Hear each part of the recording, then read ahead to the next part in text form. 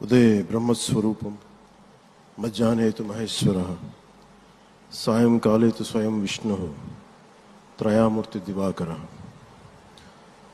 ముందుగా సూర్య భగవానునికి నమస్సుమాంజలి తెలియజేస్తూ యోగ విద్యను అందించిన ఆదియోగి పరమశివునికి, ఆ మహాయోగ విద్యని మనకి పతంజలి మహర్షి యోగశాస్త్ర రూపంలో అందించారు. వారిరువురి పాదపద్మములకు నమస్కారాలు. మన యోగ విశిష్టతను, గొప్పదనాన్ని ఋగ్వేదంలో ఉన్న మహానుభావులు తెలియజేస్తే దానిని ప్రపంచవ్యాపితం చేసిన దార్శనికులు మాత్రం గౌరవ ప్రధానమంత్రి శ్రీ నరేంద్ర మోదీ గారు. భారతీయ సనాతన ధర్మం తాలూకు విశిష్టతను యోగా ద్వారా విశ్వవ్యాపితం చేసిన ఘనత ఆయన సొంతం. యోగా సాధకులు ఎంతటి దృఢచిత్తాన్ని కలిగి ఉంటారు, ఒత్తిడి జయించి సంకల్ప సాధకులుగా ఎలా నిలబడతారన్న దానికి కూడా మన గౌరవ ప్రధాని శ్రీ మోదీజీ గారు నిలువెత్తు ఉదాహరణ. ప్రపంచ యోగా దినోత్సవం యావత్ భారతవానికి, భారతీయులకి దక్కిన గౌరవం. సరిగ్గా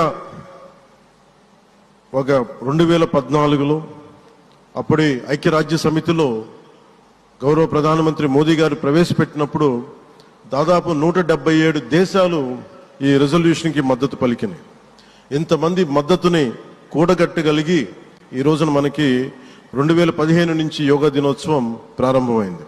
ఈ రోజున గౌరవ ప్రధానమంత్రి మోదీజీ గారి పిలుపు మేరకు మనం మొదట విశాఖ 11వ యోగా దినోత్సవ సంబరాలకు వేదిక అయింది.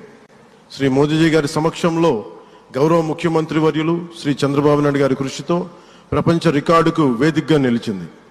విశ్వనరులు మోదీజీ గారి పిలుపు మేరకు యోగా ఒక వన్ ఎర్త్ వన్ హెల్త్, ఈ ఆరోగ్యం థీమ్ని ఈ వేదిక నుంచి ప్రతి ఒక్కరూ ముందుకు తీసుకెళ్లాలని మనస్ఫూర్తిగా కోరుకుంటూ, ఇక్కడ ఆసీనులైన మీ అందరికీ, ఇక్కడికి వచ్చేసిన ప్రతి ఒక్కరికి కూడా పేరు పేరున నా హృదయపూర్వక వందనాలు, నమస్కారాలు.